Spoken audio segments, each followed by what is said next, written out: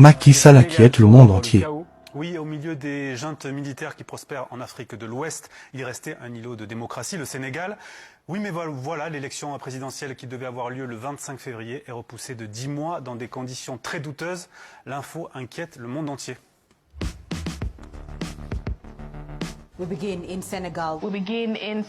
Президентские выборы в Сенегале отложили почти на год. 마키살 대통령이 Made a surprise announcement. A controversial delay of the presidential election. Una grave crisis política. En Senegal, ¿por qué? Porque el presidente... A moment of unprecedented instability in what is normally known as the most stable democracy in West Africa. Macky Sall a annoncé sa décision lors d'une allocution télévisée, un coup de tonnerre alors qu'il avait accepté de respecter la Constitution en ne se représentant pas pour un troisième mandat. Il avait adoubé son dauphin, le Premier ministre Amadou Ba. Problème, cela ne s'est pas passé comme prévu. Amadou Ba a de très mauvais sondages. Amadou Ba n'a pas de charisme. Sa campagne depuis quelques mois ne prend pas vraiment. Et la presse d'opposition se déchaîne à Dakar. Le sale coup de force, titre le quotidien. Sigile à la démocratie en une de ce journal. Même tonalité chez les leaders de l'opposition. Ça c'est quoi? C'est un coup d'État constitutionnel. On est face à la dictature, face à un tyran constitutionnel. Votre coup d'État est institutionnel. Vous ne valez pas mieux que les autres. Et les députés ont même dû se prononcer sur le report de l'élection présidentielle. Une séance ultra houleuse. Les députés d'opposition ont alors envahi le perchoir. Ils sont en train de voler la population du Sénégal. Et comme l'opposition ne voulait pas s'en aller, on a envoyé les CRS. Ce n'est pas un coup d'état militaire, hein, c'est vrai, mais ce ne sont pas les images d'une démocratie saine, des images embarrassantes pour la France, proche du président Macky Sall. Voilà ce qu'en disait récemment Emmanuel Macron, une archive qui a mal vieilli.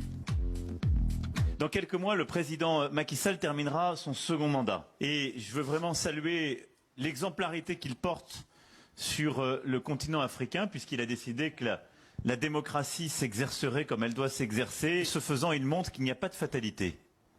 Alors en fait, dans cette histoire, la France est un petit peu gênée aux entournures, car si ce n'est pas l'ami Macky Sall, cela pourrait être le populiste anti-système Ousmane Sonko, un candidat qui n'a jamais caché son hostilité à la France.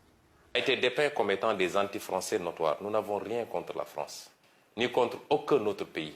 Il ne s'agit plus de placer un président, de lui apporter un total soutien, tant qu'il accepte la coopération telle que vous la voulez ou telle que vous l'entendez.